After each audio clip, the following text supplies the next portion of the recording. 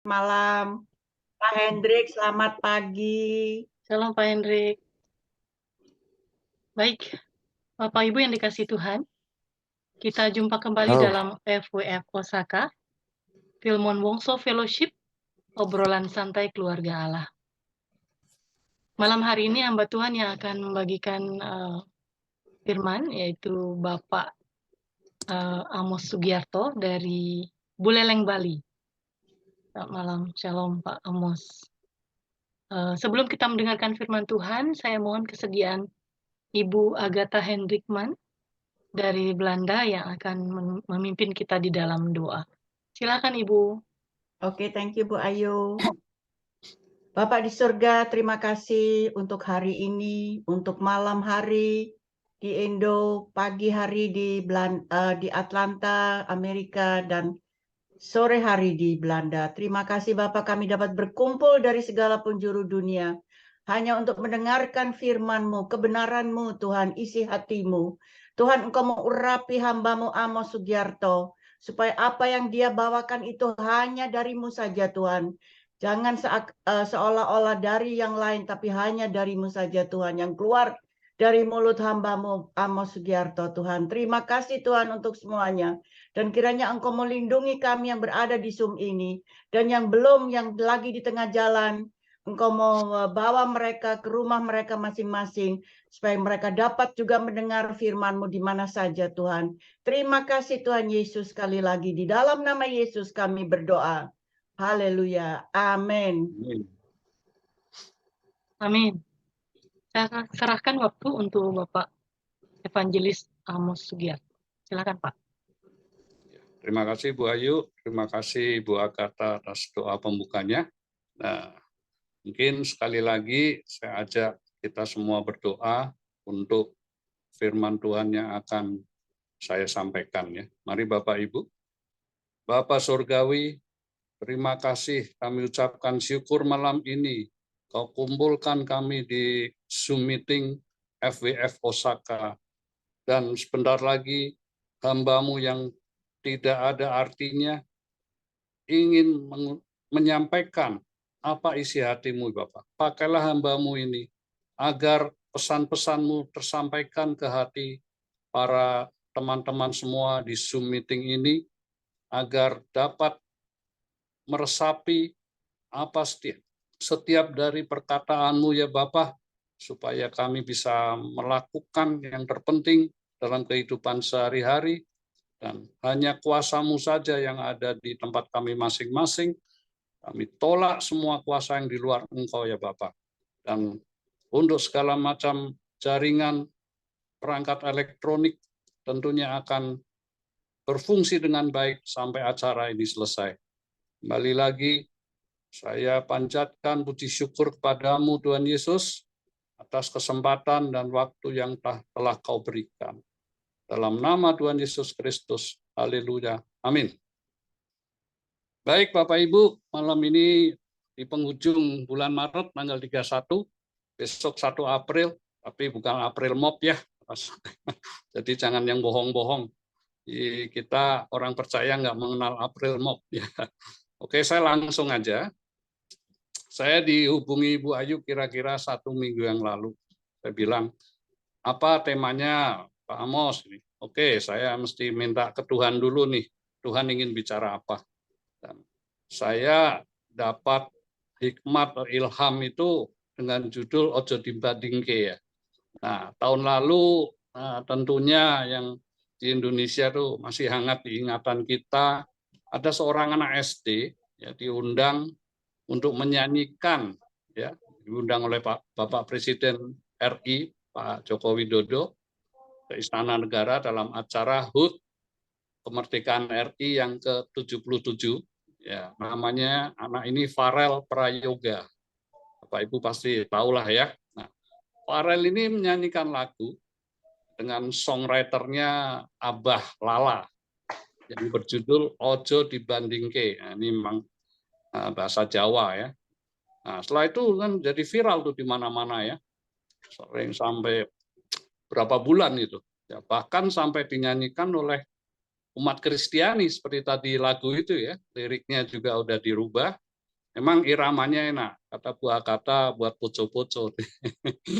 Ya, baik di acara atau di gereja-gereja, gedung gereja itu pernah dinyanyikan lagu ini. Nah, cuplikannya mungkin udah saya bacakan aja ya, saya nggak pinter nyanyi sih. Wong kong ini kok dibanding-banding ke, saing-saing ke, ya mesti kalah. Ku berharap engkau mengerti, di hati ini hanya ada kamu. Nah, kalau saya renungkan, kata terakhir kamu nih ya, atau kau engkau cocok kalau diganti dengan Yesus. Jadi di hati ini hanya ada Yesus. Ya, itu selingan dari saya aja ya. Nah, saya masuk ke materi. Jadi dalam membandingkan sesuatu itu pasti terdiri minimal dari dua pilihan. Ya, yaitu ada yang positif dan ada yang negatif, Bapak Ibu. Ya. Maksudnya dari membandingkan yang positif, ya. Jadi kita tuh membandingkan diri kita dengan orang lain dalam kehidupan rohaninya. Ya, dia kok bisa ya punya waktu melayani orang sakit, orang ODGJ, dia kok bisa bangun subuh ya untuk berdoa, merenungkan firman Tuhan, berhasil dalam pelayanan, ya, membantu sesama, dan seterusnya. Nah, itu kita membandingkan dalam sisi positif. Itu sah-sah dan baik-baik saja. Tapi banyak juga dari manusia ini, orang-orang membanding-bandingkan secara negatif. Ya, kita ini sering dengarlah di viral atau di media itu membandingkan dengan orang lain ya dalam kehidupan jasmani atau materi. Kadang kita dengar istilah hedon ya, dari jabatan, pangkat, kecantikan, fashion, dan seterusnya. Jadi banyak yang membandingkan, wah tetangga saya nih mobilnya baru nih, nah, saya nggak mau kalah, bulan depan ganti, jadi dipaksakan. Nah, inilah mungkin salah satu penyebab terjadi korupsi, baik di instansi atau swasta. Karena rasa tidak mau kalah, membanding-bandingkan. Nah, ini tentunya yang negatif dan kita nggak harus ikutin ya. Jadi intinya, saya nggak boleh kalah dari dia. Ya. Rumah dia luasnya 200 meter persegi, saya harus 500 meter persegi. Oh, mobil dia seharga 500 juta. Oh, saya mau beli yang 1 miliar, dan seterusnya. Itu semua di sekitar kita dengar, kita lihat, kita alami, banyak yang begitu. Nah, itu dari positif dan negatifnya ya, Bapak Ibu. Nah, benarnya membandingkan itu adalah satu karakter yang sudah ditanamkan sejak kecil. Fokusnya tuh ke angka, kuantitatif. Ya, kita semua nih sebagai orang tua tentunya ya, udah secara nggak sadar nih, tuh ingin anaknya menjadi juara satu, bidang apa aja. Itu udah secara nggak sadar otomatis udah kayak apa ya, membrainwash anak-anak kita itu, kamu pokoknya sekolah kayak apa perlombaan olahraga harus nomor 1.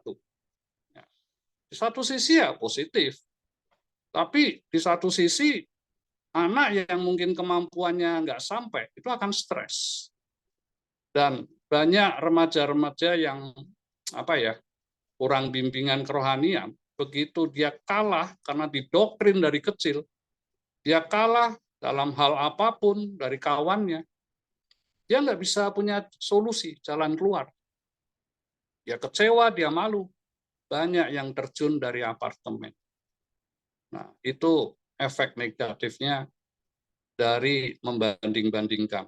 Ya, itu sering kita dengar lah, bunuh diri, macam-macam. Ya, semua orang tua ingin anaknya jadi profesi tertentu ya, dokter, insinyur, pengacara, atau pengusaha bagi yang wira swasta, agar nantinya bisa meneruskan bisnis orang tuanya.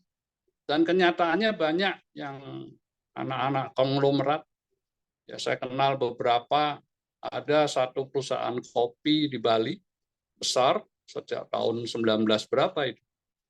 Saya dengar info dari teman, katanya mau dijual, semua sama peralatannya, stoknya. Kenapa? Ini ibu udah usia lanjut. Anaknya nggak ada yang mau nerusin. Ya, memang sebagai orang tua kan pasti kecewa juga, sedih ya. Usaha udah dirintis mungkin dari orang tuanya, dari kakek, orang tua, cucu, anak ini nggak mau nerusin. Cuman itu udah jalannya lah ya. Memang Tuhan nggak kehendaki dia meneruskan mungkin. Kadang kan kehendak Tuhan beda ya dengan kehendak manusia. Cuman jarang sekali nih, ada orang tua yang menginginkan anaknya menjadi pelayan atau hamba Tuhan. Biasanya itu panggilan setelah dia dewasa ya motifnya ya daftar ke STT. Ya. Mahasiswa STT pun motifnya macam-macam. Nggak semua murni saya rasa. Ya, bukan untuk mau menghakimi ya. Kenyataannya begitu. Ya. Jadi kalau membandingkan itu berkaitan erat dengan pilihan Bapak Ibu. Setiap saat itu kita dihadapkan pada suatu pilihan. Nah, dalam proses memilih itu kita akan membandingkan. Ini yang A atau yang B ya, yang merah atau yang hijau nih. Mengutip perkataan Theodore Roosevelt, bahwa pencuri kebahagiaan itu adalah membandingkan. Serem ya, ngeri juga itu. Membandingkan itu, wah, efek negatifnya itu bisa menghilangkan happiness. Dan tidak ada manusia di dunia ini yang senang bila dibandingkan. Tidak ada seorang pun yang bisa berlaku adil seadil-adilnya. Misalkan ada orang tua mempunyai 2 anak kembar. Secara tampak luar seakan-akan adil. Dibelikan pakaian yang sama warna, corak harganya. Sepatu yang sama. Tapi di dalam hati dan pikirannya bisa saja condong ke salah satu anaknya. Ya mungkin 0,00001%, tapi tetap itu beda. Tetap saja ada perbedaan. Ya, yang penting ya untuk contoh ini menghadapi anak atau apa, asal jangan menyolok aja ke permukaan. Karena memang itu sangat sulit sebagai manusia. Nggak bisa seadil-adilnya berlaku 50-50, nggak ada saya rasa. Mungkin kalau ada luar biasa itu. Nah, bila seorang anak dibanding-bandingkan dengan saudara, teman sekolah, tetangga, ya harap hati-hati ya, karena Anda sedang menghancurkan jiwa dan masa depannya. Anak sebagai korban akan mengalami kepahitan hati, tawar hati, ya, dan saat dewasa akan terbentuk sifat karakter yang kurang baik atau buruk. Dan akan copy paste ini dengan apa yang dia alami saat kecil terhadap anaknya, terus keturunannya. Tapi tetap jangan khawatir. Dengan kasih karunia anugerah dari Tuhan Yesus, dapat diselamatkan bila orang tersebut memang mau bertobat dan menerima Yesus sebagai juru selamat pribadinya. Kembali lagi, Tuhan Yesus adalah sebagai solusi, juru selamat. Mungkin awalnya memang mengalami ini itu, asal kita udah taat aja setia, semua akan dibereskan. Contoh-contoh saya ingin memberikan beberapa yang berhubungan dengan membandingkan. Ya, dari awal penciptaan aja sudah ada membandingkan dan banyak yang berakibat fatal. Ya. Nah, berikut ini ayat-ayat yang menceritakannya. Mungkin Bu Ayu bisa bantu screen-nya. Nah, saya cuma pakai HP ya. Ya. Di Kejadian 4, Kejadian pasal 4 ayat 4-5. Tentu Bapak Ibu pernah dengarlah tentang Kain dan Habil.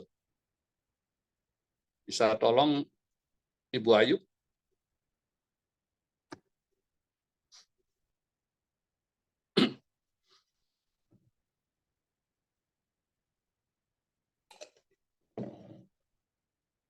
Wahyu, ya, yang Kejadian 4 ayat 4 sampai 5, Bu. Galatianya nanti, Bu.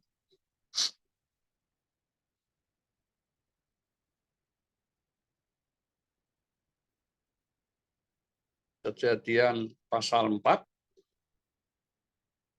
Ya, stop, turun dikit, Bu. Ya. Ya, mengenai cerita Kain dan Habel. Ayat 4.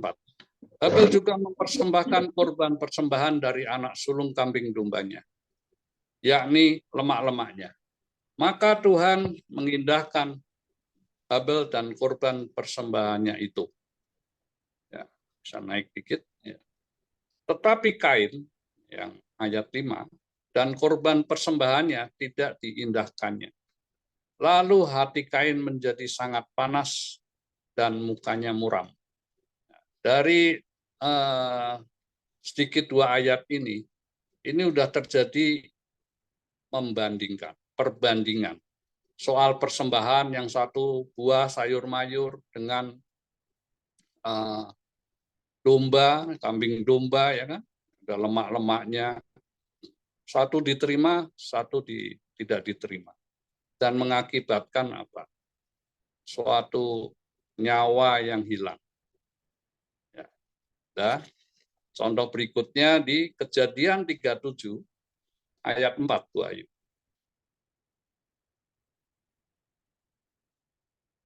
Nah, saya bacakan ya. Setelah dilihat oleh saudara-saudaranya bahwa ayahnya lebih mengasihi Yusuf, ini cerita soal Yakub, dari semua saudaranya, maka bencilah mereka itu kepadanya dan tidak mau menyapanya dengan ramah. Nah, dari 12 bersaudara, ada nggak mungkin seperti tadi saya sebutkan, seorang tua yang adil seadil-adilnya. Ya, di mata saudara-saudaranya, Yusuf ini anak emas nih. Jadi dibenci itu saudara-saudaranya. Ya, kemudian bisa dilanjutkan ke Kejadian 42 ayat 6 terjemahan baru. Kejadian baru.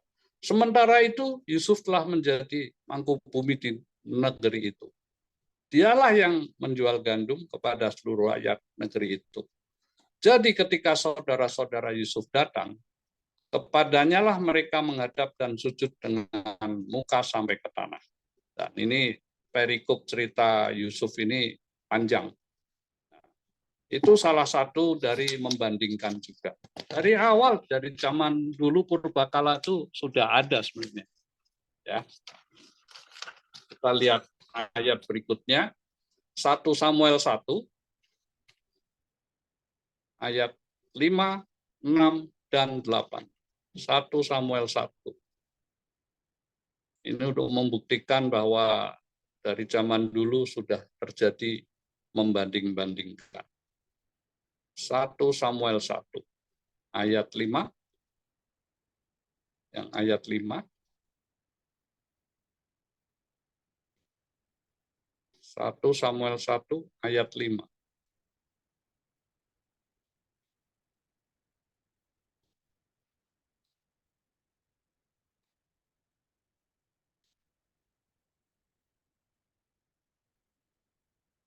Sorry Pak, sebentar Pak. Ya, oke, nggak apa-apa.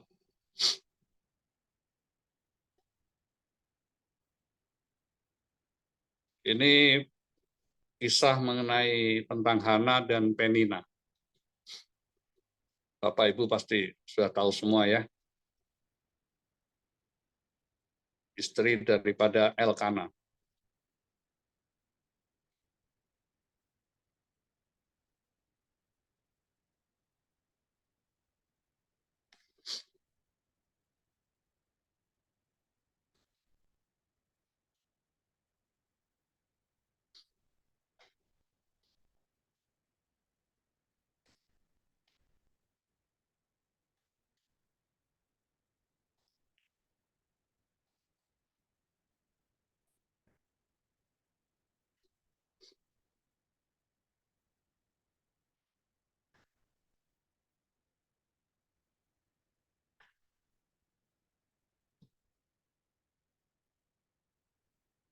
Bisa diulang Pak, 1 Samuel berapa?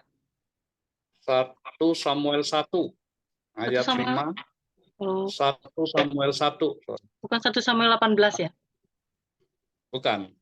1 Samuel 1. Yang 1, ya ini baru sih. Ini di WA saya menyusul ya. 1 Samuel 1 ayat 5 dulu. Oke. Ya, 1 Samuel 1 ayat 5. Ini Pak. ya, ya. Mungkin bisa dibantu Ibu Ayu dibacakan karena di sini terlalu kecil. Ya. 1 Samuel 1 ayat 5 sampai 5, 6, dan 8. 7-nya Oke. enggak usah. Meskipun ia mengasihi Hana, ia memberikan kepada Hana hanya 1 bagian. Sebab Tuhan telah menutup kandungannya. Ayat 6. Tetapi madunya selalu menyakiti hatinya, supaya ia gusar, karena Tuhan telah menutup kandungannya. 7. 8. 8. Nah, Lalu Elkana suaminya berkata kepadanya, Hana, mengapa engkau menangis, dan mengapa engkau tidak mau makan? Mengapa hatimu sedih? Bukankah aku lebih berharga bagimu daripada 10 anak laki-laki? ya. Kembali lagi ayat ini soal membandingkan. Ya. Nah, untuk selanjutnya Bapak Ibu bisa mungkin dapat dibaca sendiri, mungkin untuk dicatat, direnungkan 1 Samuel 18 tadi, 6 sampai 9. 1 Samuel 18 ayat 6 sampai 9. Ada lagi 1 Raja-Raja 12, 10 sampai 11. Mungkin untuk mempersingkat waktu, nggak usah ditampilkan, Ibu. Yang penting kan kita mau cari solusinya. Lalu bagaimana cara menghindari dari membanding-bandingkan tersebut ya? Saya akan uraikan menjadi 4 langkah praktis sebagai berikut, Bapak Ibu. 1 ya, jangan fokus pada berkat orang lain, melainkan pada berkat yang kita terima dari Tuhan saja. Itu ada di Galatia 6 ayat 4 sampai 5. Boleh ditayangkan mungkin, Bu Ayu. Galatia 6, sesuai yang di flyer itu ya. Ya, saya bacakan. Baiklah tiap-tiap orang menguji pekerjaannya sendiri, maka ia boleh bermegah melihat keadaannya sendiri dan bukan melihat keadaan orang lain. Jadi nggak usah liatin keadaan orang, mau di atas kita atau sama atau di bawah kita. Ya. Karena kalau udah melihat lirak-lirik itu udah timbul tuh membanding-bandingkannya itu. Kan temanya ojo dibanding, jangan membandingkan ya. Yang ayat 5. Sebab tiap-tiap orang akan memikul tanggungannya sendiri. Ya. Oke. Kenalilah Tuhan ya. Karena Dia yang menentukan atau yang membuat rancangan. Janganlah kamu menjadi serupa dengan dunia ini. Ya, ini ayat yang terkenal di Roma 12 ayat 2. Silahkan Bu Ayu tampilkan sebentar. Roma 12 ayat 2.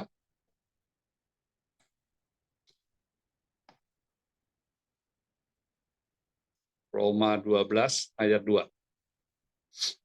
Ya, nah, ini lengkapnya kan. Janganlah kamu menjadi serupa dengan dunia ini. Tetapi berubahlah oleh pembaharuan budimu, sehingga kamu dapat membedakan manakah kehendak Allah, apa yang baik, yang berkenan kepada Allah, dan yang sempurna. Kalau dari poin 1 itu kita bisa menjalankan, ya kita udah bisa menghindari dari membanding-bandingkan, Bapak Ibu. Yang kedua, ya berusahalah untuk berfokus pada orang-orang di bawah kita, level kehidupannya, untuk dapat mengangkat mereka lebih tinggi. Jadi di sini ada faktor sosial. Kita usaha mengangkat, ya sama-sama naik level, sederajat, nggak terlalu jauh jurang perbedaannya. Dengan begitu, itu sudah menghindari dari membanding-bandingkan. Yang ketiga, mengucap syukurlah senantiasa dalam segala hal dan keadaan. Jangan pernah mencari pembenaran diri. Ini yang sering kita temui ya, dalam dengan sesama seiman, teman komsel, komunitas, teman segereja. Kalau sudah kita berargumen, itu biasanya udah mencari pembenaran diri. Karena gengsi, ego kita, wah kalau kalah debat, argumen, malu nih. Muka saya mau taruh di mana? Nah itu hindari hal-hal begitu. Ya. Ucap syukur aja. Yang keempat, percayalah bahwa Allah itu mencintai kita dan mempunyai rencana indah bagi orang lain.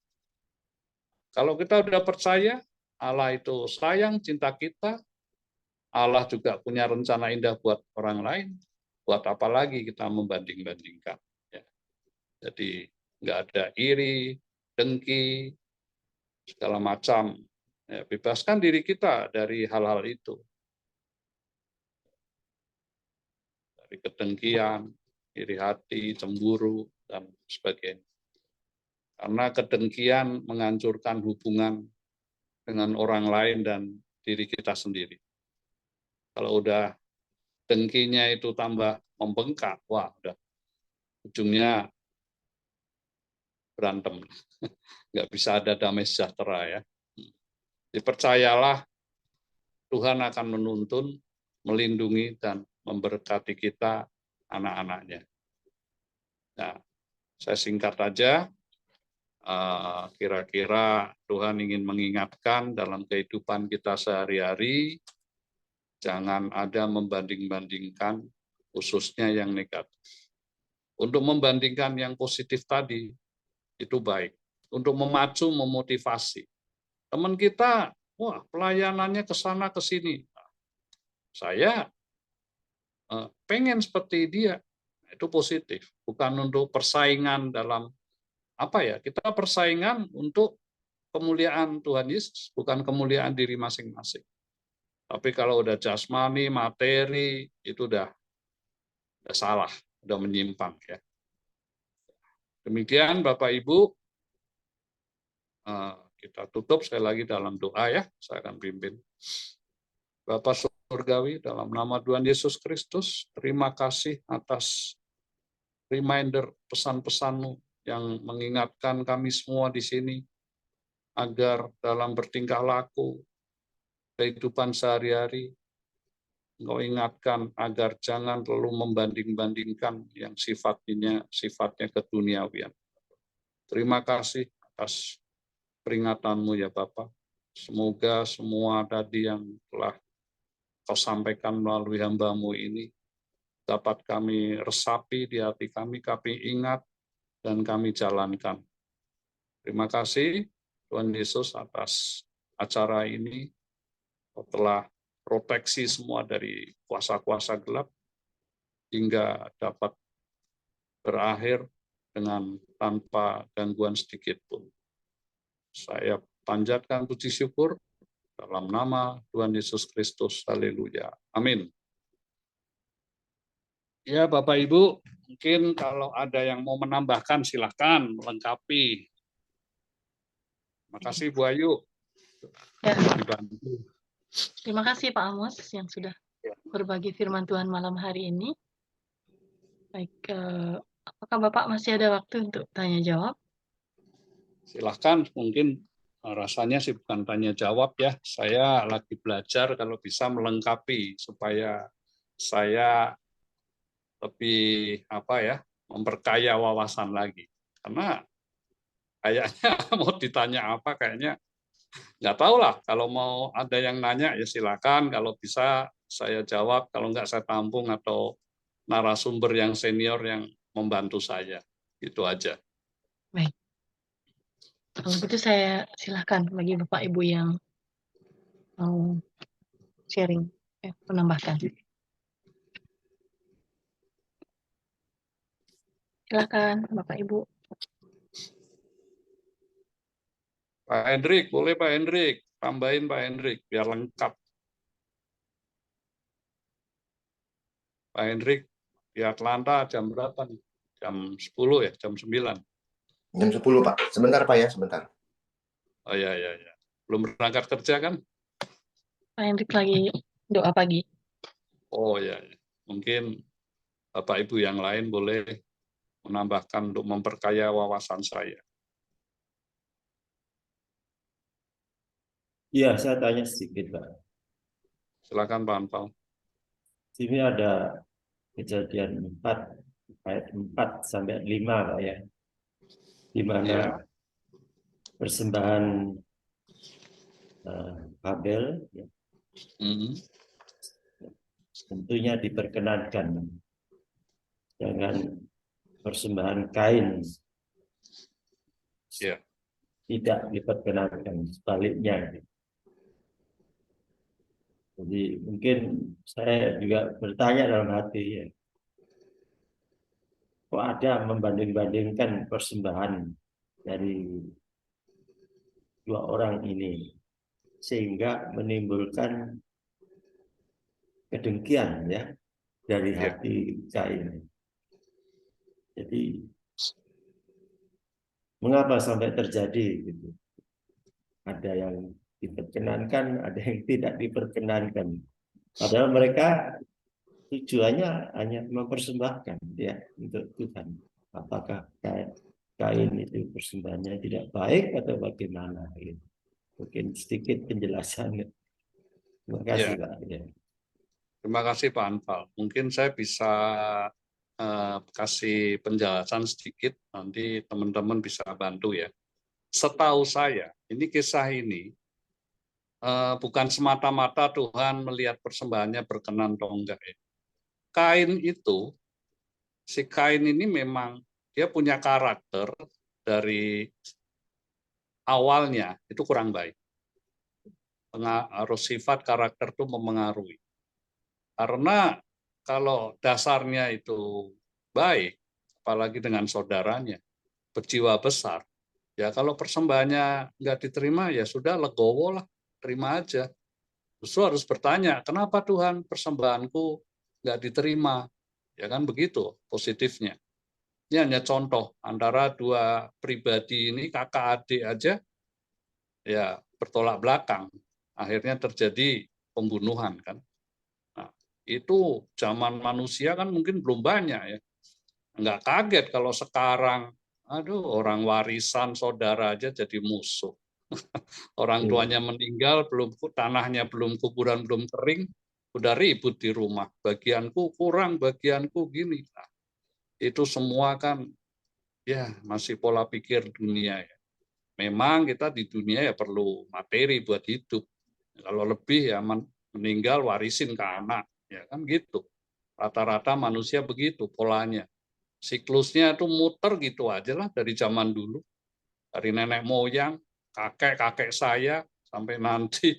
Ya lah orang lahir, digedein, belajar jalan, ya sekolah, lulus, mau S1, S2, S3, mau usaha, mau kerja, ya nikah, punya anak, terus muternya gitu. Udah tua, pensiun, tinggal sakit-sakitan, berpulang, terus polanya sama. Perhatikan, semua begitu. Ya, dari saya begitu Pak Anfal ya. Mungkin kalau belum memuaskan teman-teman nih Kak, Pak Freddy mungkin nih bisa bantu saya, Pak Rian Tunggal. Terima kasih.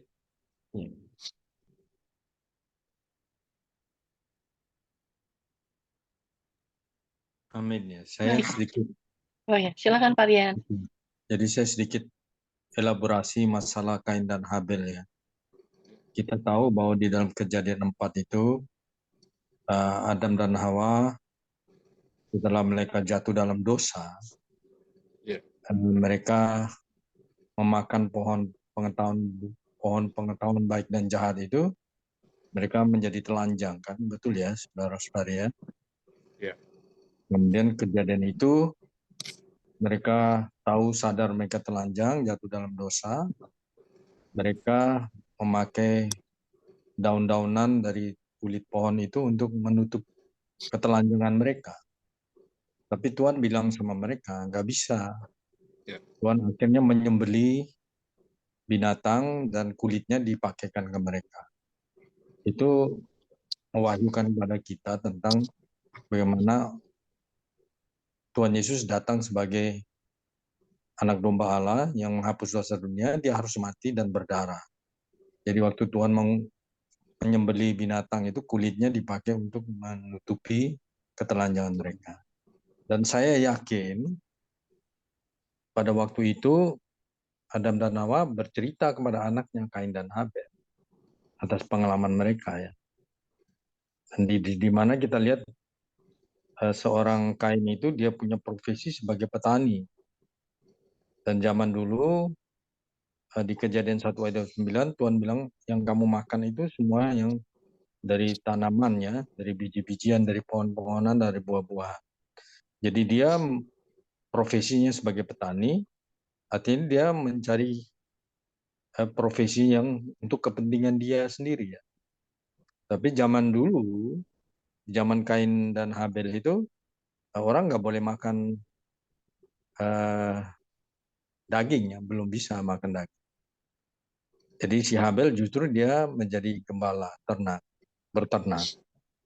Tapi dia berternak, ternyata dia mempersembahkan ternaknya itu seekor lembu ya, atau seekor domba yang baik ya. Dan sedangkan Kain mempersembahkan korban persembahan dari tanah hasil tanamannya, hasil dia bertani itu. Dua-dua mempersembahkan persembahan yang sama. Sebenarnya hatinya tulus kepada Tuhan. Tetapi yang satu, Kain mempersembahkan dengan caranya sendiri. Tetapi Habel, dia mempersembahkan dombanya itu artinya sesuai dengan kehendak hati Tuhan. Jadi ada satu yang mempersembahkan dengan cara manusia, tapi yang satu mempersembahkan dengan kehendak Tuhan. Artinya Tuhan mau dengan kita mempersembahkan hidup kita seperti Habel itu dengan kehendak Tuhan. Jadi kalau cara manusia, ya manusia sudah jatuh dalam dosa, Tuhan tidak menerima. Padahal dia mempersembahkan buah-buahan, tanaman-tanamannya itu yang bagus kepada Tuhan. Akhirnya Rasul di dalam Kejadian 2, di Kejadian 4 itu, Tuhan berbicara sama Kain. Ketika Kain punya korban persembahan tidak diindahkan. Suaranya hilang, Pak Rian. Suaranya hilang. Kejadian 4 ayat 5. Mukanya Suaranya hilang, Pak Rian. Tuhan bicara kepada Kain. Mengapa? Halo. Halo, suaranya hilang, Pak Rian. Apakah kamu Lanjut terus. tidak akan berseri dia itu? Aduh. Jika engkau berbuat baik. Nah, Tapi jika engkau tidak berbuat baik, dosa sudah mengintip di depan pintu. Ia sangat menggoda engkau, tetapi engkau harus berkuasa atasnya. Tuhan sudah ingatkan kepada Kain, hati-hati kamu. Hati kamu itu bisa diduduki oleh si iblis. Mestinya kamu berkuasa atas iblis. Tapi dia sedang menggoda kamu. Dan sudah mengintip di depan pintu, dikatakan. Akhirnya Kain bunuh Habel. Jadi dia punya hati yang iri. Nah, kalau kita baca di Galatia 5 ayat 19 sampai 21 itu ada perbuatan daging ya. Mungkin Ibu Ayu buka ya di Galatia 5 ya ayat 19. Itu ada perbuatan daging. Jadi artinya Kain melakukan perbuatan menurut kedagingannya. Karena dia keturunan Adam yang sudah jatuh. Coba Bu Ayu baca Galatia 5 ya. Ayat 19, mulai dari ayat 19. Di situ kalau kita baca perbuatan daging. Galatia 5 ayat 19. Ayat 19 sampai 21. Sampai 21. Perbuatan daging telah nyata, yaitu percabulan, kecemaran, hawa nafsu, penyembahan berhala, sihir, perseteruan, perselisihan, iri hati, amarah, kepentingan diri sendiri, percideraan, roh pemecah. 21. Kedengkian, kemabukan, pesta pora, dan sebagainya. Terhadap semuanya itu, Kuperingatkan kamu, seperti yang telah kubuat dahulu, bahwa barang siapa melakukan hal-hal yang demikian, ia tidak akan mendapat bagian dalam kerajaan Allah. Amin. Jadi berarti Kain itu berada dalam perbuatan dagingnya menurut caranya, cara daging manusia. Sehingga dia ada timbul iri hati, amarah, kepentingan diri sendiri, pencurian roh, pemecah belah, dengki, dan sebagainya, dan sebagainya. Jadi kita tahu dari perbuatan daging itu ada iri hati. Kain tadi iri hati, berarti dia berada di dalam kedagingannya yang sudah jatuh dalam dosa. Itu masalahnya. Jadi kalau kita hidup di dalam daging, menurut daging, di dalam daging kita itu ada banyak hal-hal negatif. Yang tadi dikatakan ada percabulan, kecemaran, hawa nafsu, penyembahan berhala, sihir, perseteruan, perselisihan, iri hati, amarah. Nah, si Kain iri hati. Dia setelah iri hati dia marah. Dia merasa dia tersaingi, ada kepentingan diri sendiri kan. Yang tadi Pak Amos mengatakan ada dibanding-bandingkan itu kan. Dia merasa wah kok dia diterima saya enggak. Nah, dia mulai iri hati kan, dengki, benci kepada adiknya. Mestinya dia harus mengasihi adiknya.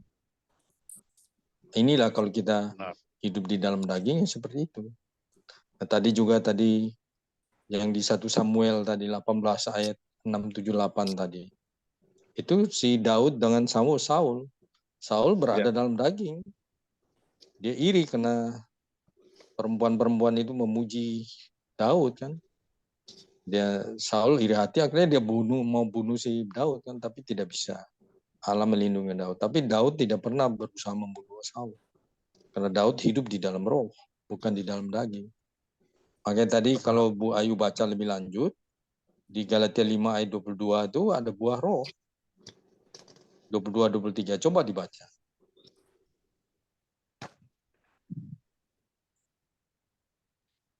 Galatia 5 ayat 22 sampai 23, itu buah roh.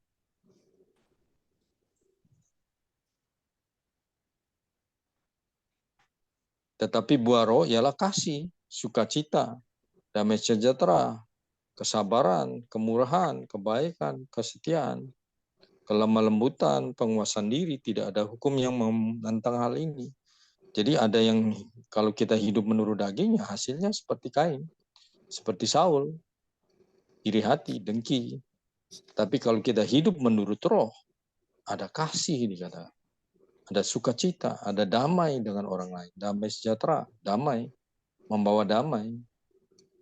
Maka di Matius 5 ayat 9 itu mengatakan, berbahagialah orang yang membawa damai. Karena mereka adalah anak Allah. Coba baca Matius 5 ayat 9. Itu di situ Tuhan Yesus yang bilang kepada murid-muridnya.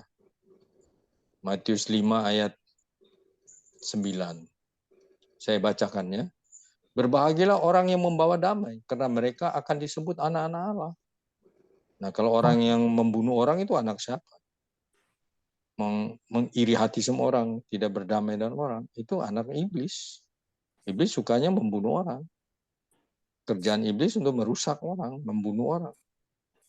Yohanes 10 ayat 10a itu mengatakan, pencuri datang untuk mencuri, membunuh, dan membinasakan. Itu iblis. Tapi di ayat 10b-nya itu mengatakan, aku datang untuk memberi hidup, atau hayat, atau zoe. Hayat atau zoe yang berlimpah-limpah.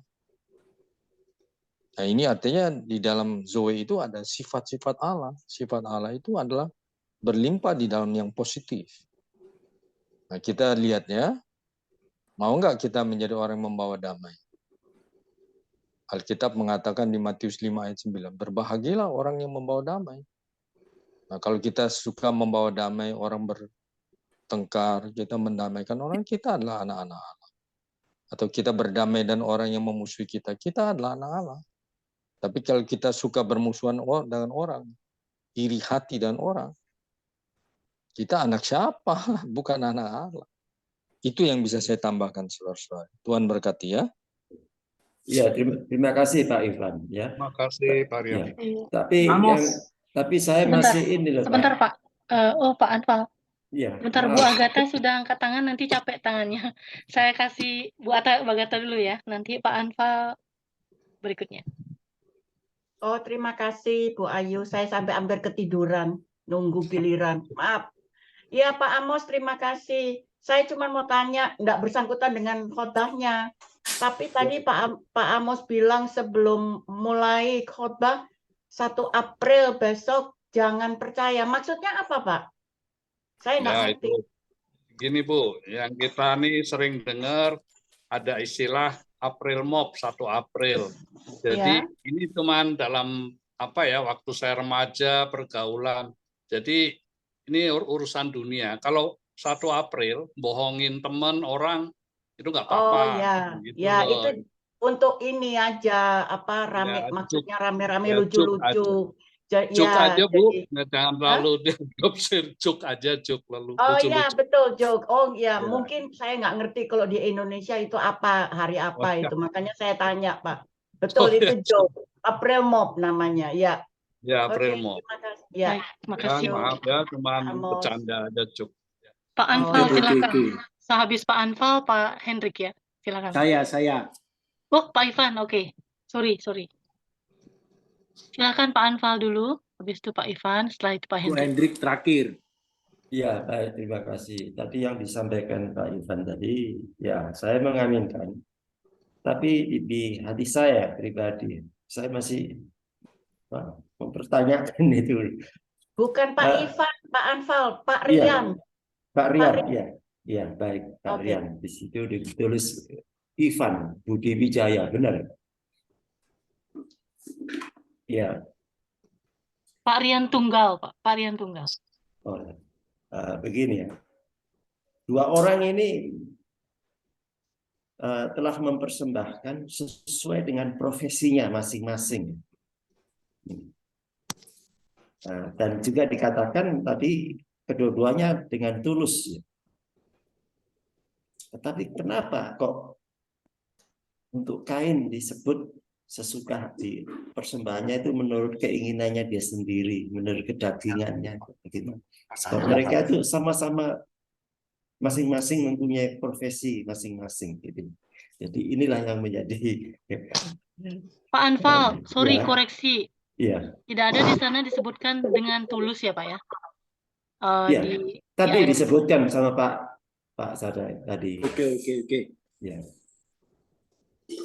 Cuma itu saja yang menjadi pertanyaan saya, gitu loh. Gitu. Sudah Pak, selesai Pak. Sudah. Bu Ayu bisa dibukakan tentang persembahannya itu Kain sama Habel. Oke, sebentar. Ya, jadi lebih jelas. Tadi Pak Amos, di- sebentar ya Pak Amos. Silakan di Pak, silakan. Kejadian berapa tadi ya? Kejadian berapa? 4 Pak ayat Amos? 4. Kejadian. 4 ayat 4. Oke.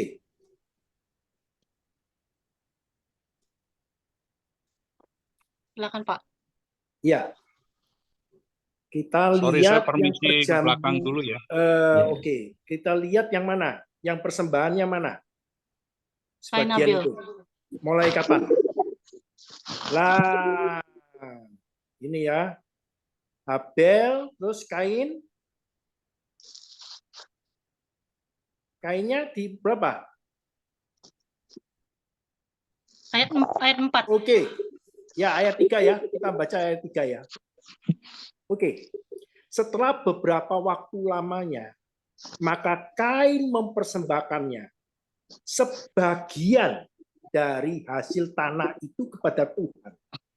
Jadi bukan soal kita caranya berkenan secara manusia atau Allah, bukan. Karena Kain ini memberikan sebagian, bukan solo, bukan seluruhnya hasil pertamanya. Beda dengan Habel. Lihat Habel. Habel juga mempersembahkan korban persembahan dari anak sulung kambing dombanya. Jadi yang terbaik dikasihkan kepada Tuhan. Ya, jelas. Itu sangat beda. Iya. Jadi bukan soal cara, tapi kita memberikan yang terbaik bagi Yahweh. Ini sebagian kalau Kain. Ya, sebagian. Sudah jelas sebagian. Ya, Habel memberikan anak sulung Sulung. Ya. pertama. Beda. Ya. Ya, Sekarang jadi udah tidak jelas, Pak. pilih-pilih. Jadi Iya, ini benar. jelas tidak pilih-pilih dia. Memberikan terbaik Tuhan kepada Yahweh itu yang pertama hasilnya. Ya. Berarti kan pertama. Iya. Kalau ini sebagian, jadi masih pilih-pilih. Pilih-pilih. Ya. Lah, beda ya. Iya. Jadi itu yang berkenan di hadapan Yahweh. Jadi bukan caranya. Ya, itu aja. Jadi yang sulung itu menggambarkan Yesus sebagai yang sulung. Kira-kira begitu, Pak ya? Iya, Ya, enggak, bukan benar. soal itu ya, tapi itu memberikan yang terbaik pertama. Sudah kepada jelas, Tuhan. Pak. Terima kasih. Jadi bukan untuk dia, bukan untuk pribadi, Ya. pemilik, bukan. Kalau Kain sebagian, bisa separuh-separuh, bisa apa, enggak tahu. Sebenarnya di Alkitab tidak dikatakan. Seberapa banyak untuk Tuhan, seberapa banyak untuk Kain. Tidak dikatakan. Tapi itu sebagian. Pasti tidak tahu jumlahnya yang mana. Bisa-bisa Tuhan dikasih sedikit. Ya, bisa aja. Tapi kita tidak usah mereka-reka. Itu perbedaannya. Yang membuat Tuhan itu berkenan pada persembahan Habel. Ya, Pak Amos, itu aja Pak Amos, tambahan saya. Terima kasih, Pak Makasih, Ivan. makasih. Terima kasih Pak Ivan, luar biasa Ya. itu. Makasih sama-sama. Nambah wawasan lagi nih, luar Ayo, biasa. Terima kasih Pak terakhir Ivan. Hendrik, terakhir. Selanjutnya Pak Hendrik, silakan. Saya Sorry, tambahkan tadi sambil dulu. makan. Jadi, Sebentar, kok, Saudara Hendrik. Ya. Saya bacakan ya penjelasan tentang persembahan Kain. Itu sebenarnya begini. Saya baca di dalam footnote yang saya baca. Jadi saya bisa jelaskan sedikit ya. Bahwa Kain tidak mengikuti jalan keselamatan Allah melalui penebusan, pendahuluan oleh korban yang berdarah. Ya. Di situ dikatakan, kita bisa baca di Kejadian 3 ayat 21 ya, juga Ibrani 9 ayat 22. Tetapi melanjutkan kejatuhan manusia dengan berani mempersembahkan buah-buahan dari ceri lelahnya sendiri kepada Allah. Cara Kain menyembah Allah menciptakan suatu agama menurut konsepsi dan opini insaninya. Dan itu kita bisa baca di Yudas 11 yang dimotivasi oleh iblis. Dan sepanjang abad dan generasi banyak pengikut Kain. Orang-orang di segala tempat dan waktu yang telah menciptakan agamanya sendiri. Artinya tadi saya jelaskan bahwa ketika Adam dan Hawa jatuh dalam dosa, Tuhan menyembelih seekor binatang. Itu melambangkan jalan penebusan. Amin.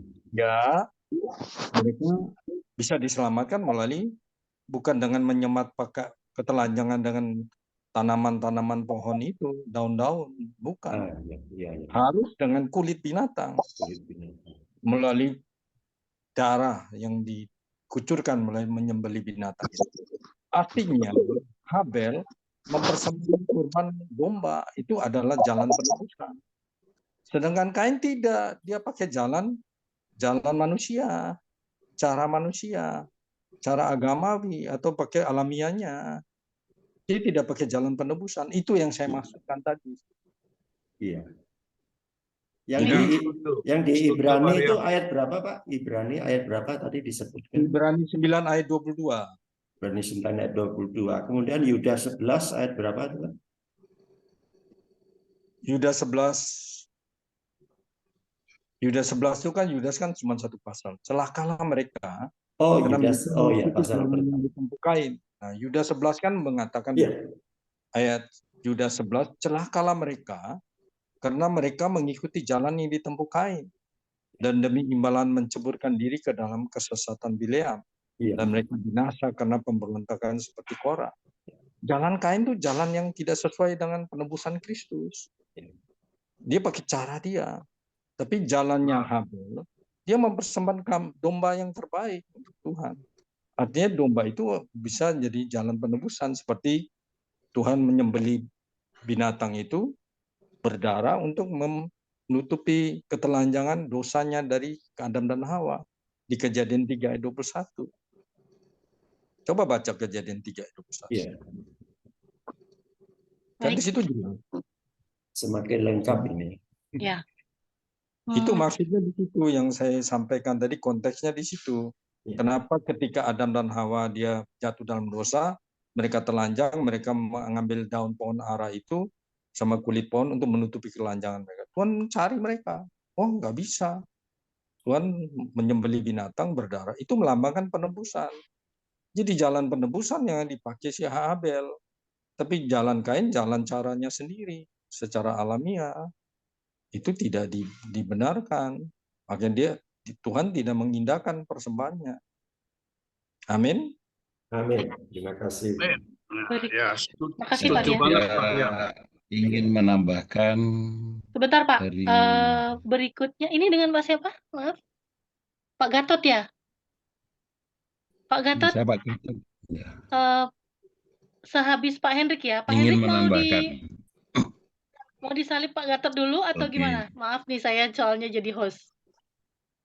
Mungkin saya dulu karena sebentar lagi saya harus pergi kerja. Iya. Maaf Pak Gatot ya. Habis Pak Hendrik ya Pak Gatot? Oke, thank Oke. you. Terima Terima kasih. kasih. Oke, terima kasih dulu sama Pak Amos yang sudah memberikan waktunya, memberikan firman Tuhan dengan catatan-catatan yang hanya 1, 2, 3, 4 halaman, bukan 4 halaman, 4 paragraf ya, saya lihat. Sekarang kita mau masuk ke dalam topik hari ini, yaitu adalah ojo dibandingke, ya, jangan membanding-bandingkan. Dari pertama saya dengerin sampai ya walaupun hanya sebentar, ya cukup lumayan bagus ya, cukup lumayan permukaan yang disentuh. Yang saya lihat permukaan yang disentuh. Tapi Pak Amos belum nyelam karena waktunya mungkin ya. Nyelamnya belum. Ya. Belum Core. pinter nyelam, Pak. Belum pinter nyelam. Jadi dia Core.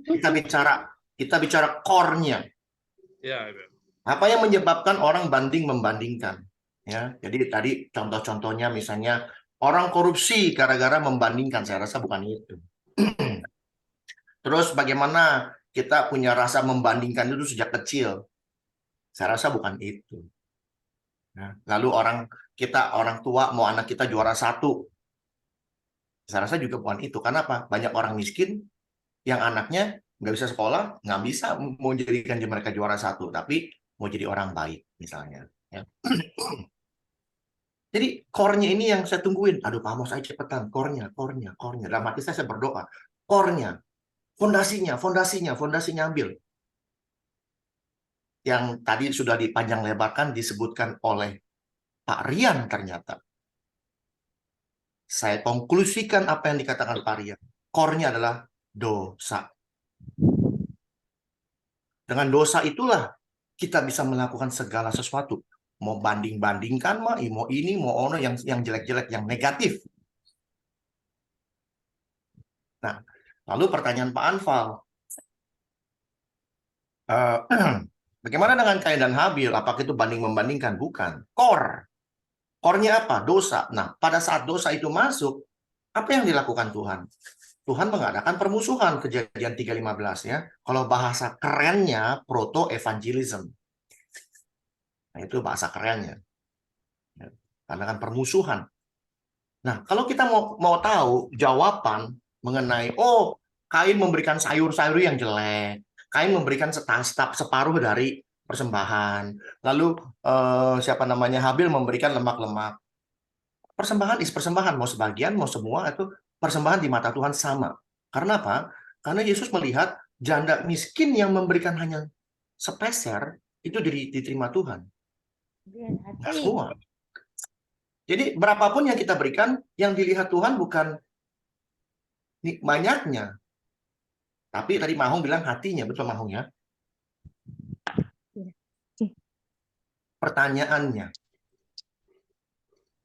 Pertanyaannya, kenapa Kain diterima? Kenapa Habel diterima? Lalu kenapa Kain membunuh adiknya? Kita lihat apa kata firman Tuhan menjawab ini semua. Bukan saya yang jawab ya, firman Tuhan yang jawab. Supaya kita ngerti latar belakangnya apa.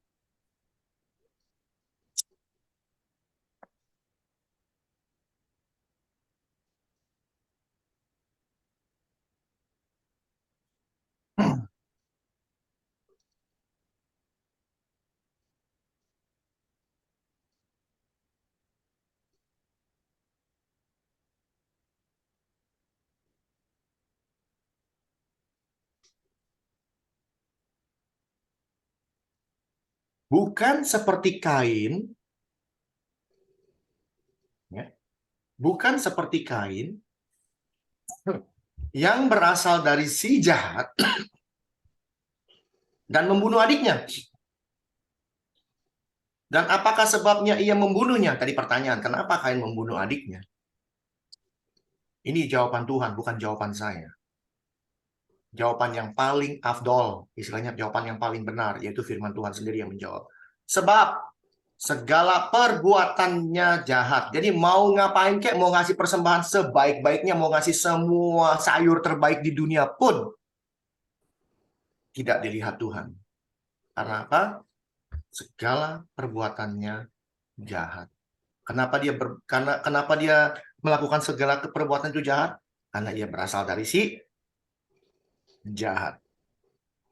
Dan perbuatannya adiknya benar. Kalau kita punya perbuatan benar di mata Tuhan, apapun yang kita berikan untuk Tuhan, walaupun bukan lemak, tapi perbuatan kita benar, yang dilihat Tuhan perbuatan kita, bukan apa yang kita kasih kepada Tuhan. Kenapa? Apakah Tuhan butuh persembahan? Tuhan tidak butuh persembahan. Tuhan butuh kelakuan kita. Inti dari semuanya ini adalah hati.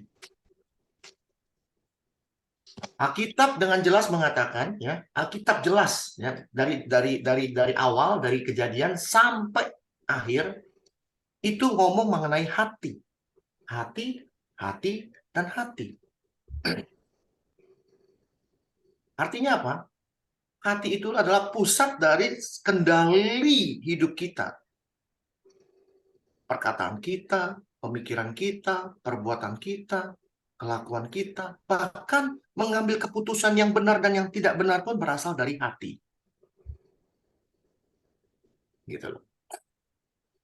Jadi Tuhan mengatakan setiap orang yang membenci, nah kita lihat lagi tadi, ya. Setiap orang yang membenci saudaranya, ini hati. Benci itu hati, dari hati. Adalah seorang pembunuh manusia, padahal dia belum bunuh. Baru benci. Kan kamu tidak, dan kamu tahu bahwa tidak ada seorang pembunuh pun yang tetap hidup, memiliki hidup yang kekal. Jadi, kalau kita melihat dari 4 langkah yang efektif, ya, 4 langkah praktis dari Pak Amos itu bagus. Itu sudah dibilang, main di permukaan. Nah, kita sekarang nyelam. 4 langkah praktisnya apa? Nomor 1, harus tahu dulu kita orang berdosa. Setuju, Pak? Setuju. Kita harus tahu dulu kita orang berdosa. Nomor 1. Ya, jadi, apa namanya, itu Roma 3:23 menjelaskan kita semua orang telah berbuat dosa dan telah kehilangan kemuliaan Allah. Ya. Lalu sudah itu kita harus ngapain? Kita harus percaya kepada Kristus. Tadi dikatakan di dalam Galatia 3:13. Kristus sudah menebus kita dari hukum kutuk Taurat dengan jalan menjadi kutuk karena kita. Gitu. Lalu dengan itu kita mengaku dosa kita. 1 Yohanes 1:9. Ya, jika kita mengaku dosa kita, maka Ia setia dan adil. Setelah itu, kalau kita sudah mendapatkan semua itu, kita sudah mendapatkan Kristus dalam hidup kita, apa yang akan Tuhan berikan? Apa yang Tuhan berikan? Ya, apa yang Tuhan berikan?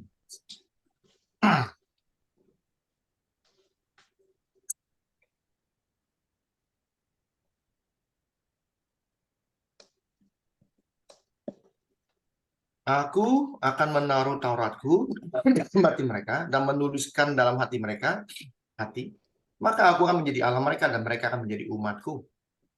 Tuhan akan menuliskan Tauratnya dan menuliskan segala sesuatu di hati kita. Nah, ini semua ada di hati kita sebenarnya. Ya.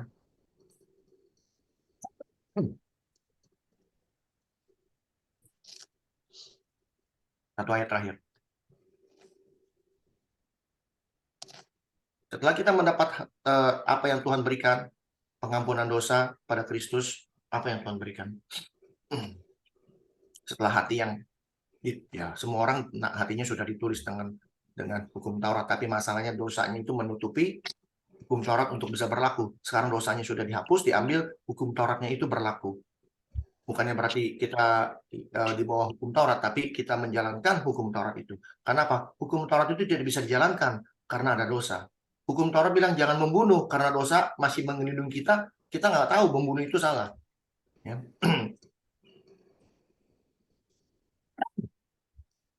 Kamu akan kuberikan hati yang baru. Ini roh yang baru. Ini sebenarnya semangat yang baru di dalam batinmu. Dan aku akan menjauhkan dari tubuhmu hati yang keras. Dan kuberikan kepadamu hati yang taat. Ya. Rohku, alias rohnya Tuhan akan kuberikan diam di dalam batinmu. Dan aku akan membuat kamu hidup menurut segala ketetapanku. Dan tetap berpegang pada peraturan-peraturanku dan melakukannya. Ini kata melakukan, ini ada ribuan kali. Tuhan hanya mau kita melakukan perintahnya dia, melakukan segala ketetapan dia. Sehingga kita bicara mengenai core antara dosa dan pertobatan, antara kasih dan perbuatan jahat Kain dan Habil. Itu dari saya, Pak Anfal, Pak Amos. Terima kasih, Tuhan memberkati. Terima kasih. Ya. Terima kasih Pak Hendrik. Wah, luar biasa ini narasumber kita. Selanjutnya Pak Gatot. Silakan Pak Gatot. Silakan Pak Gatot. Ya, selamat malam semuanya. Ini masalah yang timbul yang telah kita dengarkan bersama tadi itu memang kan awalnya adalah tema dari Amos tentang ojo dibandingkan. Nah, rupanya semuanya tertarik kepada Kain dan Habil yang di sana sepertinya ada dibandingkan dengan Tuhan. Tragis di antara dua bersaudara ini. Tapi sebenarnya kalau kita mau belajar, itu memang Alkitab mengajarkan kepada kita bagaimana dalam memberikan persembahan kepada Tuhan. Ya, karena rupanya di mana Bapak Ibu kalian itu terfokus tentang persembahan Kain dan Habil. Nah, jadi sebenarnya tadi juga sudah dijelaskan panjang lebar oleh Pak Hendrik, ya. Nah, kalau saya boleh menggarisbawahi yang memang yang ingin saya sampaikan, ya simpel saja, yaitu masalah sikap memberi persembahan kepada Tuhan. Jadi di dalam memberi persembahan kepada Tuhan, yaitu harus hati. Nah, ini hati sungguh, itu saja. Kita boleh belajar bagaimana kalau memang kita memberikan dengan kesungguhan, dengan kerelaan, dengan apa yang Tuhan perkenan, ya pasti akan diterima itu. Nah, sehingga intinya yang perlu saya garis bawahi dalam memberikan persembahan kepada Tuhan itu adalah sikap hati itu sangat, apakah kita ya saja yang inginkan ya singkat tadi. Karena saya tidak akan berkhotbah di sini.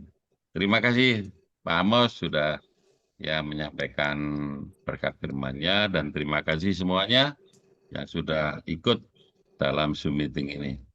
Makasih Bu Ayu. Makasih Pak Gatot. Gatot. Makasih. Baik, apakah ada yang lain Bapak Ibu yang ingin menyampaikan sesuatu, sharing atau menambahkan? Ya, terakhir ya. Pak Anfal, silakan. Ya. Bagaimana bisa disebut Ini pertanyaan dosa? ya Pak? Ya, bagaimana bisa disebut dosa ya terhadap Kain? Sedangkan pada saat itu hukum Taurat belum ada. Sebab oleh hukum Taurat manusia baru mengenal dosa. Kira-kira pertanyaan saya itu bagaimana kok bisa disebut sudah dianggap dosa gitu. Itu saja. Baik, Siapa yang akan Saya menjawab? jawab, Pak Amos atau Pak Hendrik? saya jawab. Oke, silakan Pak Hendrik. Kita buka 1 Yohanes 3 ayat 4, Pak. Ini saya sambil ganti baju nih, Pak. Sorry. Tolong Ibu tolong bantu saya ayatnya.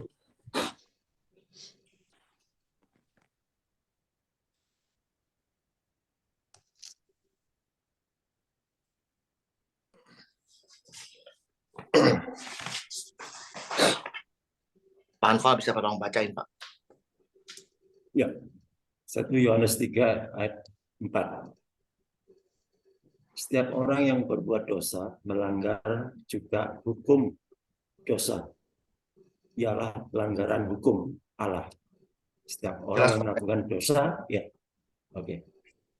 Dosa adalah pelanggaran hukum Allah. Itu definisi terbaik. Jadi kalau mau tahu dosa itu apa, definisi terbaik dari firman Tuhan ada di 1 Yohanes 3 ayat 4. Itu harus diingat. Semua orang Kristen di dunia ini harus ingat ayat ini. Selain Yohanes 3:16, itu harus diingat. Definisi terbaik dari dosa adalah 1 tambah 1 sama dengan 2. Dosa ialah pelanggaran hukum Allah. Jadi kalau kita bicara Kain berbuat dosa, bukan artinya dosa apa, bukan nggak ada hukum Taurat. Hukum Taurat itu sudah ada sejak kita lahir, Pak. Kita sudah ditulis hatinya hukum Taurat karena kita disebut serupa dan segambar dengan dia. Itu hukumnya dia sudah ada di hati kita. Makanya nggak heran kalau ada orang ateis itu yang baik hati, padahal nggak kenal Tuhan. Baik hati. Ada di mana ayatnya?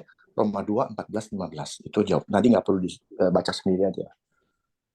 Jadi, kalau kita bicara dosa, pelanggaran, Pak. Awas, ada pelanggaran di dalam hatimu. Sudah ngintip di hatimu. Tuhan kasih tahu pelanggaran tentang saya. Kamu melanggar hukum saya. Itu yang Tuhan selalu katakan. Pelanggaran hukum, dan pelanggaran hukum. Oleh karena itu, hukumnya Tuhan apa sih? Soalnya pertanyaannya gitu, hukumnya Tuhan apa? Menurut Pak Anfal, hukumnya Tuhan apa?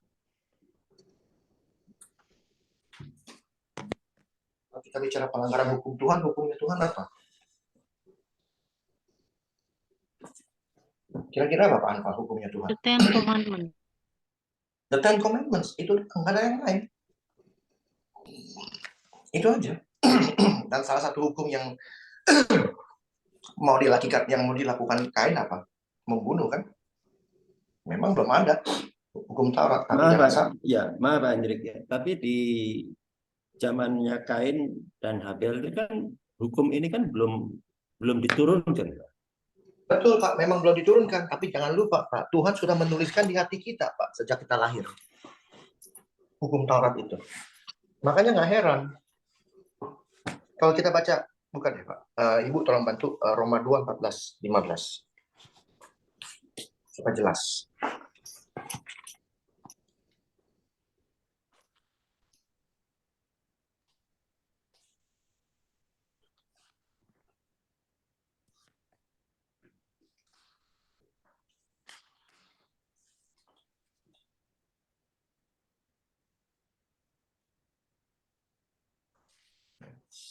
Roma 2, 14. Roma 2, ya.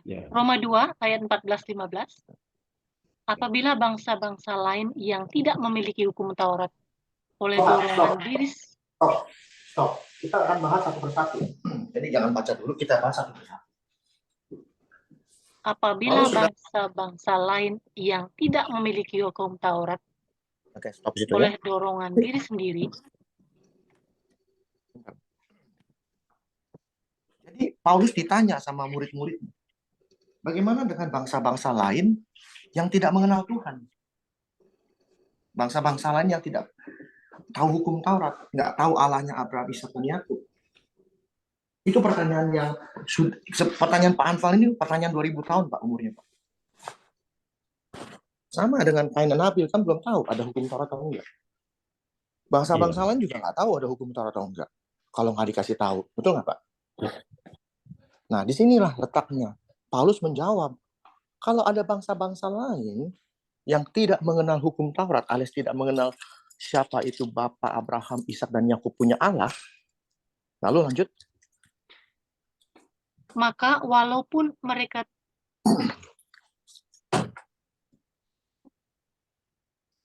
Kok putus, Bu? Maka walaupun mereka tidak memiliki hukum Taurat, mereka menjadi hukum Taurat bagi diri mereka sendiri.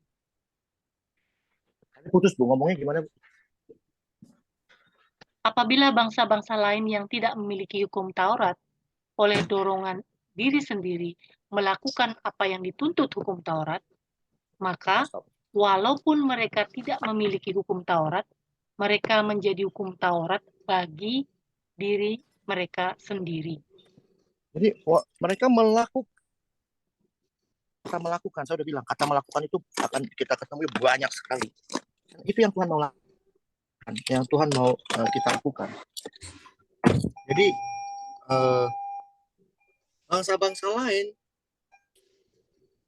walaupun nggak mengenal hukum Taurat, tapi melakukan hukum Taurat, sehingga hukum Taurat itu menjadi bagi diri sendiri. Ditanya lagi pertanyaan baru. Loh, mana mereka bisa tahu ada hukum Taurat kalau mereka tidak mengenal hukum? Dijawab lagi sama Paulus. Jawabannya apa? Ayat 15. Sebab dengan itu mereka menunjukkan bahwa isi hukum Taurat ada tertulis di dalam hati mereka. Stop. Hukum Taurat itu sudah tertulis di hati. Agamanya apapun, mau dia ateis atau orang masih bisa berbuat baik tanpa kenal Tuhan. Itu programnya Tuhan, itu adalah gambarnya Tuhan. Tuhan mau kita itu hidup benar, kudus, tak bercacat celah. Sudah program Tuhan dari depannya. Ada di mana ayatnya? Efesus 1 ayat 4. Nanti kita baca, sampai habis ini kita baca. Kita ditentukan sebelum dunia dijadikan untuk hidup kudus, tak bercacat celah. Itu programnya Tuhan. Jadi kita sudah tahu ada kebaikan dalam hati kita ini, ada sesuatu yang menegur kita, bukan Roh Kudus tapi hukumnya Tuhan. Jangan curi, ayo, jangan korupsi, jangan membunuh, ayo jangan zina, jangan ini, jangan. Apakah orang ateis kalau mau korupsi main ambil aja? Enggak. Ambil jangan, korupsi jangan, nanya istrinya, korupsi jangan. Mereka akan pasti bilang, kenapa bisa begitu? Lanjut, Bu.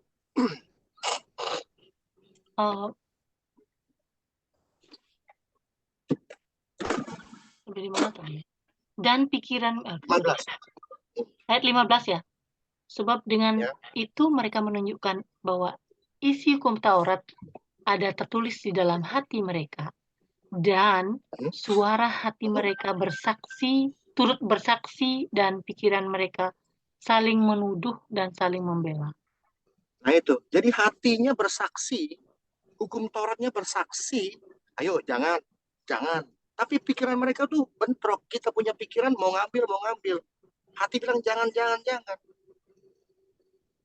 Gitu loh. Jadi sama seperti Kain, mereka tahu ada Tuhan, bukan nggak tahu. Tapi pikiran dia, hatinya sudah rusak, dikatakan dari hatinya. Dia sudah benci dengan saudaranya itu. Dan kelakuannya dikatakan segala kelakuannya jahat. Ya sudah. Mau diapain lagi? Bukan berarti dia berdosa, artinya sebelum hukum Taurat. Dosa itu turun sebelum hukum Taurat. Karena dosa itu yang ada di pikiran kita selama ini apa? Kayak kanker lah, ada sesuatu dalam hati. Bukan. Dosa itu melanggar hukum Tuhan. Pertanyaannya, kalau orang hidup tidak melanggar hukum Tuhan, yang terjadi apa? Anda tahu? Orang dalam hidupnya tidak pernah melanggar hukum Tuhan. Yang terjadi apa? Konsekuensi dosanya terjadi. Apakah keselamatannya bisa hilang? Itu pertanyaan. Jawab sendiri nanti ya. Konsekuensi dosanya berjalan apa? Mati. Karena Tuhan mengatakan di dalam Kejadian 2, pada saat kamu makan buah itu, kamu sudah melanggar hukumku, kamu pasti mati. Dan itu dijelaskan lagi oleh Paulus di dalam Roma 6 ayat 23. Upah dosa ialah maut. Mau Kristen kek, mau agama yang lain kek, mau ateis kek, mau hidupnya suci kek, mau hidupnya kudus kayak apapun, pasti mati. Itu konsekuensi dosa. Jadi apabila kita sudah percaya Kristus, menjalankan hukum-hukum Kristus, hidup benar di dalam Tuhan, kita masih memiliki konsekuensi, yaitu mati. Gara-gara apa? Gara-gara pelanggaran satu orang.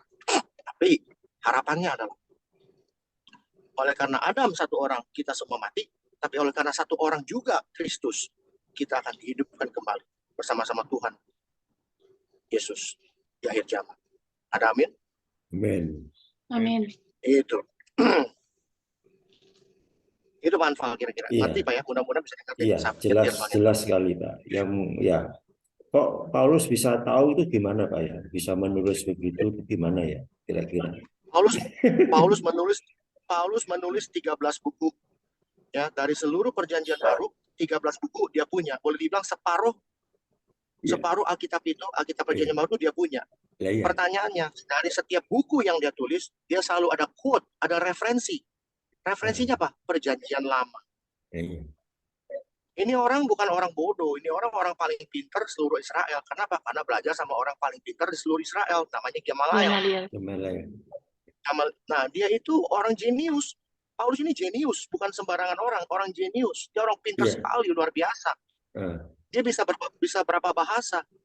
Satu. Kedua, yang namanya perjanjian lama, Taurat segala macam, itu merem juga dihafal. Lontok ya. Hafal mentok. Jadi dia selalu quote. Bahkan Yesus dalam hidupnya, kalau lagi ngomong, ada tertulis referensi.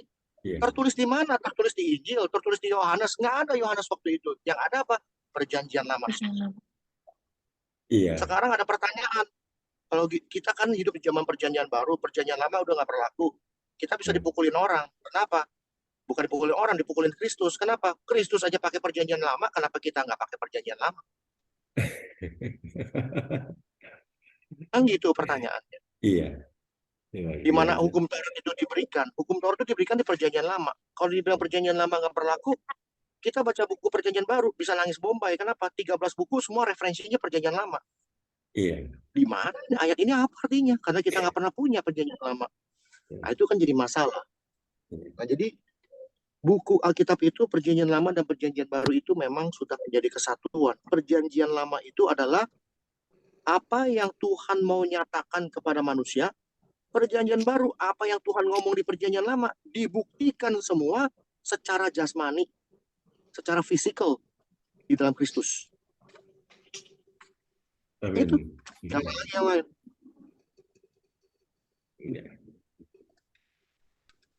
Itu Pak. Iya. Supaya kita mengerti siapa Tuhan kita. Kira-kira gitu Pak. Jadi kalau kepanjangan tadi dipukulin orang satu FWF nih. Baik, Oke, terima kasih Pak lanjut. Hendrik. Tambah mengasihi kamu, Hendrik. Bukan dipukuli. Shalom Pak Hendrik. Ada Pak siapa Andre. nih? Oh Pak Andre, apa kabar Pak Andre? Salam. Pak Hendrik ini cuma sebuah cerita aja. Kalau saya itu kan mendapatkan mungkin kalau cerita di sini agak aneh gitu ya. Tapi saya juga mau dengar apa memang saya yang aneh gitu ya. Menurut yang saya dapat juga yang dikatakan Yesus bahwa kita semua ini bukan berasal dari dunia ini. Ya. Jadi kalau kita bisa bilang dunia ini dulu kosong sebetulnya. Dan sebelum terjadinya dosa, sebelum terjadinya si iblis itu mau menyamai yang maha tinggi, kan belum ada dosa. Ya kan? Sama sekali belum ada dosa. Dan ternyata waktu si iblis itu ingin menyamai yang maha tinggi, akhirnya dia menyeret sepertiga malaikat itu, mereka dibuang ke bumi, ya kan? Terjadilah roh-roh yang sudah berdosa itu terjadi. Jadi kalau dibilang sebelum kita berdosa pun sebetulnya kita udah tahu hukumnya Tuhan.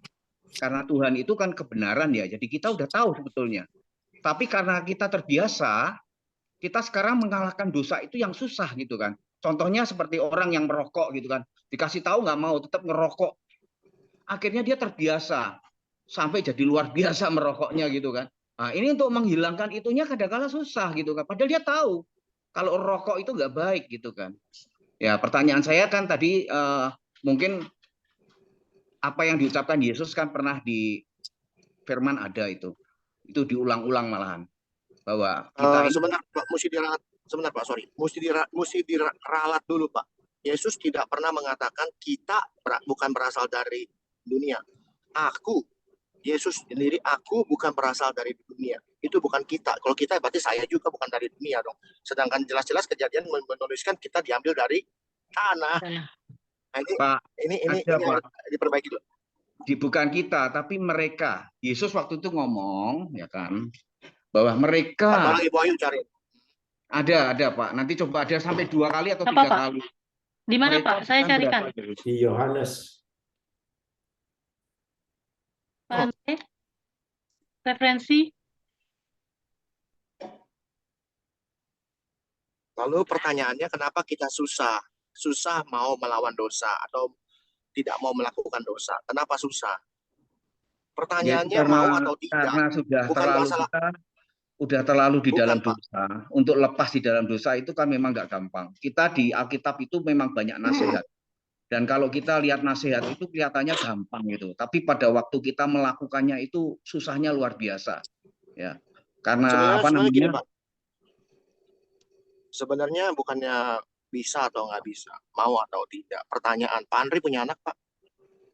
Punya. Pak Andri punya istri kan? Punya. Pak Andri bisa nggak jadi istri? Terhadap istrinya, Pak Andri bisa nggak jadi istri? Loh ya itu bukan kodratnya sih Pak. Kodratnya kan laki ya. Loh sekarang gini, banyak orang laki-laki mau jadi perempuan, perempuan mau jadi laki-laki, ya kan? Begitu. Sekarang pertanyaannya kita yang jadi bapak ini kepada anak, kita mati-matian mempertahankan pendirian kita bahwa saya ini bapaknya lu. Saya ini bapaknya kamu. Bisa. Kita pegang sampai mati itu Pak. Saya sebagai bapak, saya pegang sampai mati. Saya bapaknya kamu. Kalau kita bisa melakukan itu, kalau kita ngomong sama bapak kita, saya sebagai anak mati-matian saya menunduk kepada bapak saya, walaupun saya seorang bapak, tapi kalau ngomong sama bapak saya, ya saya anaknya dia, nggak bisa macam-macam. Jadi ya Pak, yang saya maksud. Nah, kalau maksudnya, di dalam perkataan itu memang gampang ya. Kelihatannya gampang gitu. Tapi kalau kita lihat secara umum, kita nggak lihat status. Pendeta pun masih tetap kadang-kala gaya lamanya itu masih muncul. Ya kan? Boleh saya jawab, Pak? Pak Andre? Boleh saya jawab? Iya, silakan Bu, silakan. Kita semua ini memang tidak punya kuasa, tidak punya kekuatan untuk tidak berdosa. Tetapi di satu firman dikatakan di kayu salib terjadi pertukaran. Saya Pak, kalau sudah putus asa karena jatuh lagi dalam perkara yang sama. Penguasaan diri, kemarahan, karena saya ini kolerik akut. Jadi gampang sekali kalau ada apa-apa nyerantap. Saya marah. Itu jatuh lagi. Jadi saya sudah putus asa. Saya ngomong, Tuhan, aku sudah tidak tahu lagi, saya minta pertukaran di kayu salib. Apa yang di dalam diri saya ngomong satu persatu Pak, kelemahan saya. Penguasaan diri semua saya ngomong, saya taruh di kaki salib. Firman-Mu mengatakan terjadi pertukaran. Aku minta di dalam nama Yesus. Pertukaran terjadi. Aku minta penguasaan diri, hikmat, pengertian, pengetahuan, pengampunan. Karena kalau sudah marah, sulit sekali mengampuni. Belas kasihan. Apa yang saya tidak mampu, saya minta pada waktu saya berdoa. Dan itu ulang-ulang saya minta, Pak. Dan terjadi, Pak. Saya walaupun dimaki-maki orang, ditunjuk-tunjuk orang, saya bisa diam. Saya mengalami ketidakadilan, saya bisa diam. Kalau ngikuti karakter saya, Pak, orang itu sudah saya maki. Nah, itu Pak, kalau kekuatan kita, kemampuan kita tidak bisa. Tapi kalau kita bawa semua masalah kita, tidak mampunya kita dibawa di kaki salib Kristus, terjadi pertukaran. Hendrik, coba kau buka yang terjadi pertukaran itu di mana itu, saya lupa. Kamu itu kan Saya lagi nyetir. Alkitab berjalan. Jadi saya tanya. Enggak, saya nggak ingat semua, Bu. Kan sudah bilang pada saat saya Coba saya tarik dulu. Jadi kita mau kalau cari. ya saya cari dulu, pertukaran di kayu salib itu benar-benar, Pak. Karena memang itulah yang Tuhan inginkan kalau kita ini punya kekuatan, kemampuan yang ilahi dari Dia. Ya mungkin ya apa yang Ibu Deborah tadi sampaikan, saya kan tahu tadi.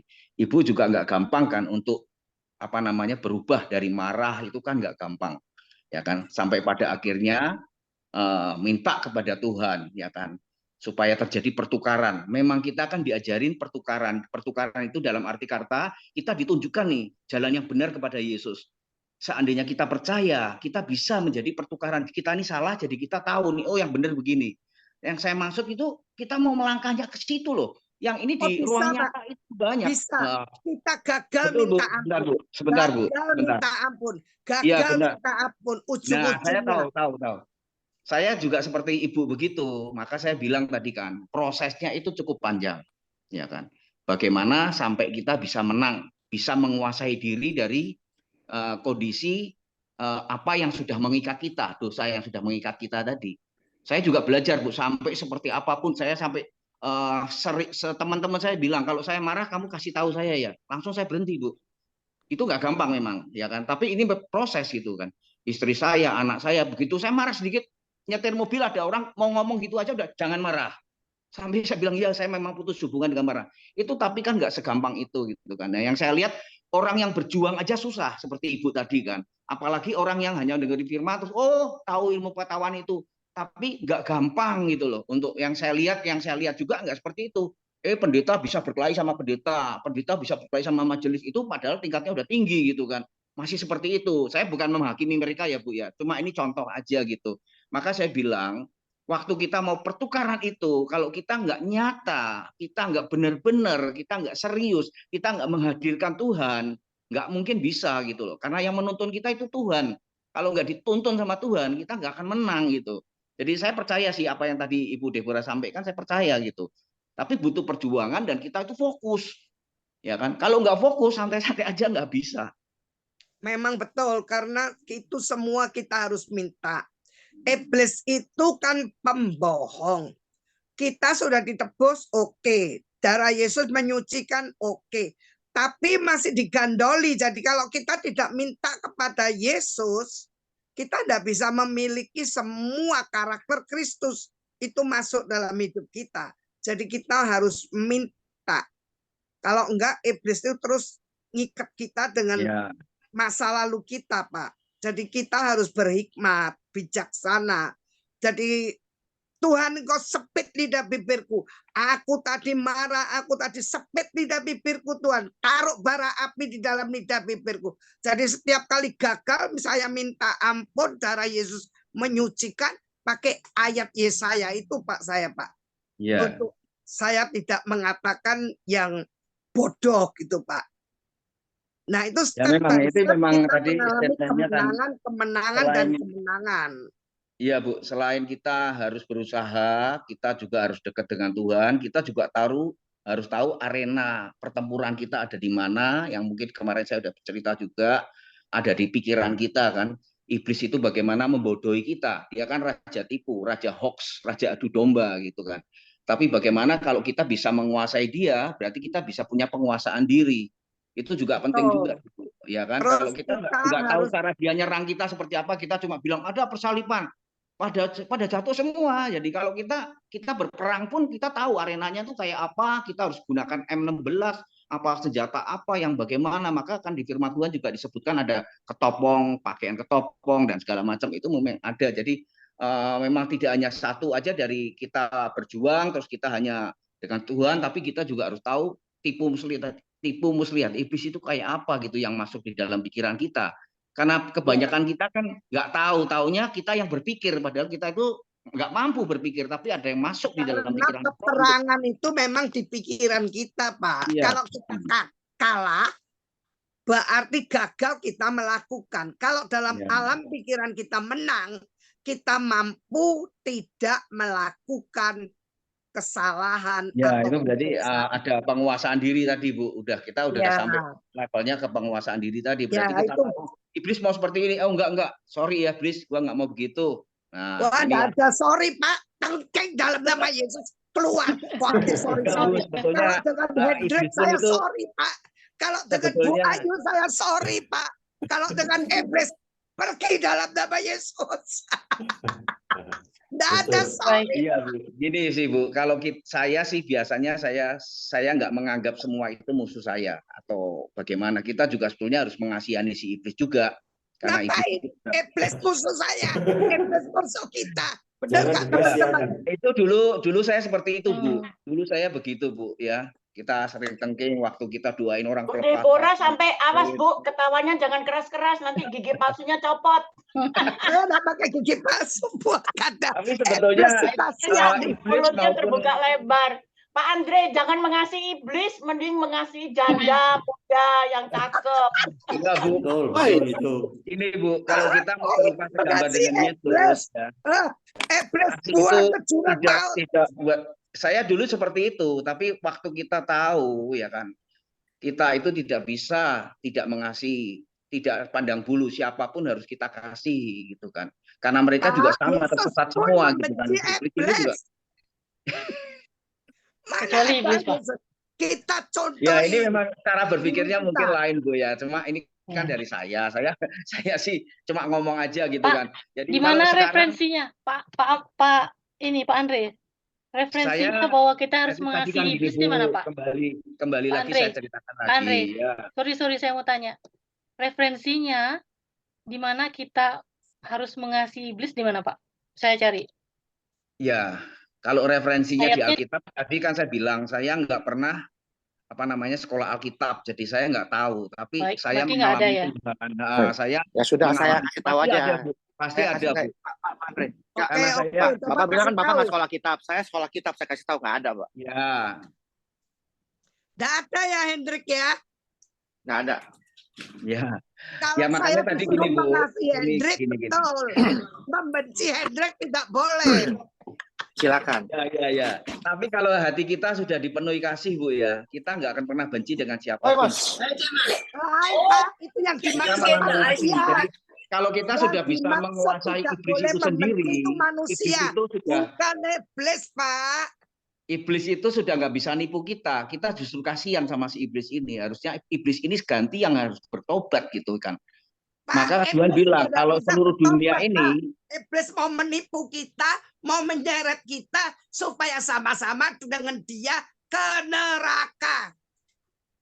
iya Bu ya. Ya ini kan tadi cuma dari saya aja. Mungkin saya kalau ngasih pendapat di sini mungkin yang terlalu berbeda gitu.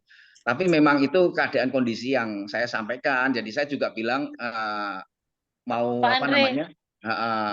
Nggak apa-apa sih Bu, saya juga nggak apa-apa. Ya. Itu memang dari saya. Jadi bagaimana ya? Kalau dulu pamannya ada orang bawa keris, bawa benda-benda yang dari itu ya. Wah, Pak Andre. saya jagonya itu.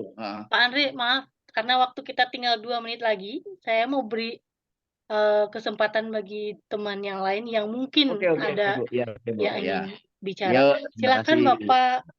Apakah ada dari Pak Franky Prionggo ada yang baru? Silakan Pak, kalau ada yang mau disampaikan atau saudara-saudara yang lain.